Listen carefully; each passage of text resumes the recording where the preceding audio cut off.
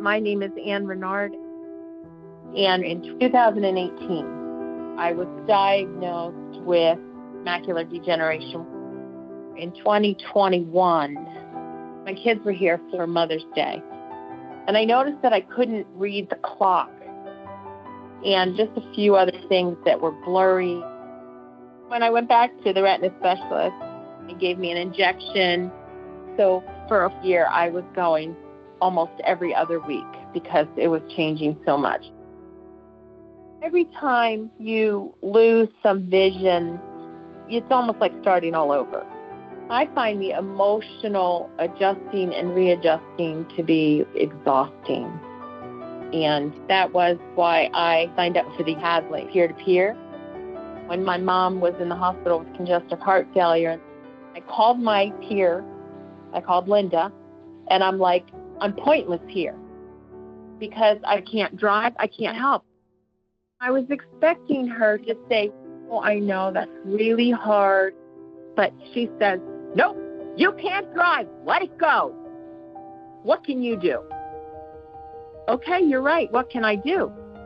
It helped me change my attitude, and it opened the door for me to say, I still have choices, I still have some control. So that was a really big difference for me. Does this sound familiar? If, like Anne, you are facing vision loss, you know that it doesn't just change how you see the world. It changes how you live in it. It can shake your confidence. You may even feel like you're losing a piece of who you are. To further complicate matters, for many, like in Anne's case, as time goes on, vision just keeps changing. So you need to keep adapting too.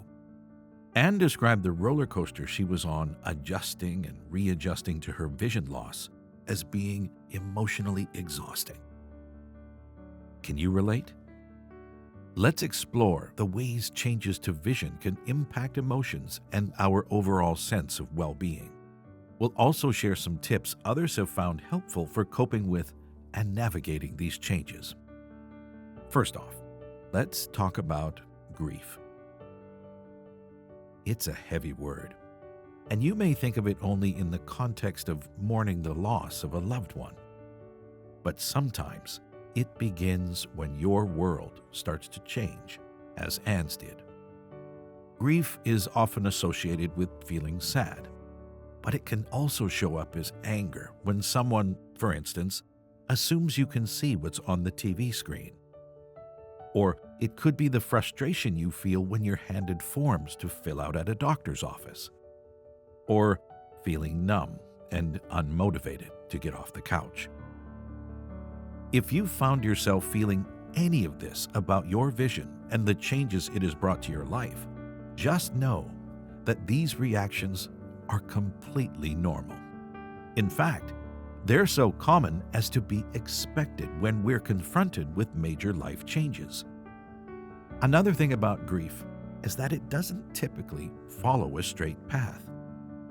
Some days may seem manageable. Other days, the weight of the change may feel heavy again. This emotional roller coaster you may be feeling, while likely exhausting, is just how grief typically works.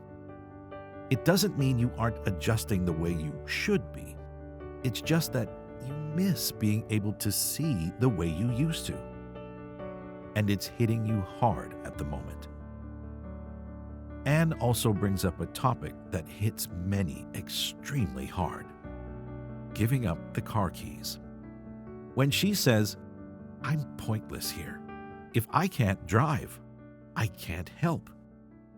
She is saying what many feel when their eyesight isn't reliable enough to drive anymore.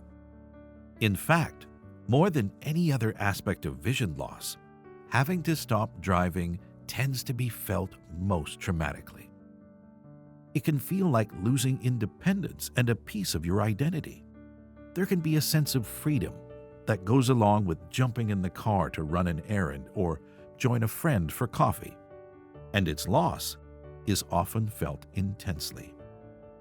Of course, you know that there are other ways to get around, but having to arrange for and ask for a ride can be difficult too.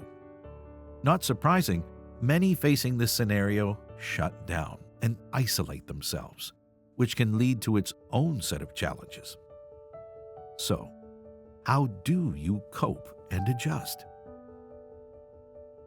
First off, it's important to note that grieving a loss, allowing yourself to fully feel it, doesn't mean that you are going to be stuck in the doldrums. There are some things you can do to help yourself cope and adjust and navigate through.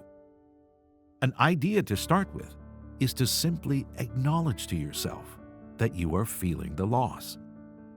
Recognizing that this is a completely different life than you expected, that it is a loss for you rather than pretending that nothing has changed or that it doesn't matter to you can serve a purpose.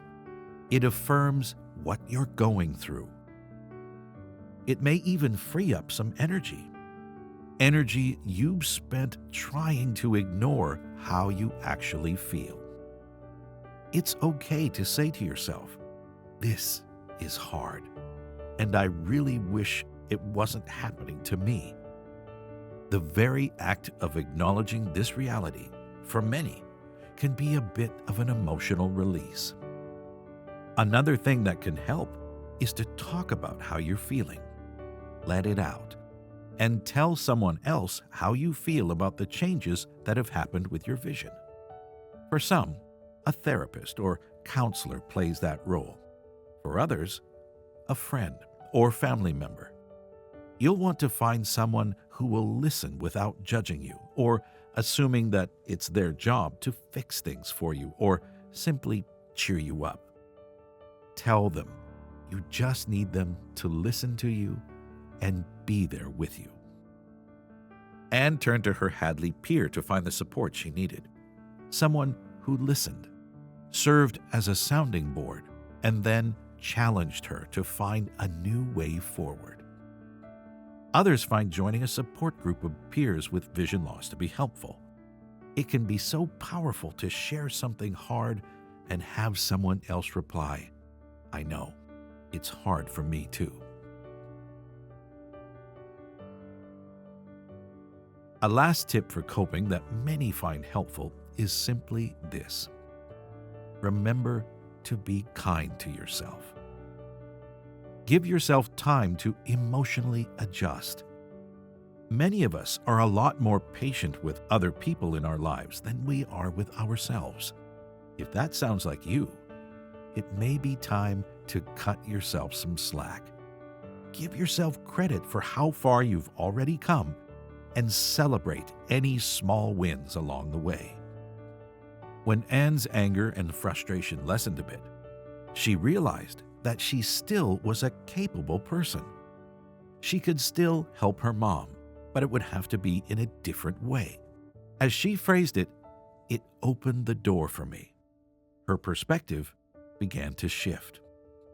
Whatever you may face along this road, just know that Hadley is here to walk alongside you. You don't have to face vision loss alone.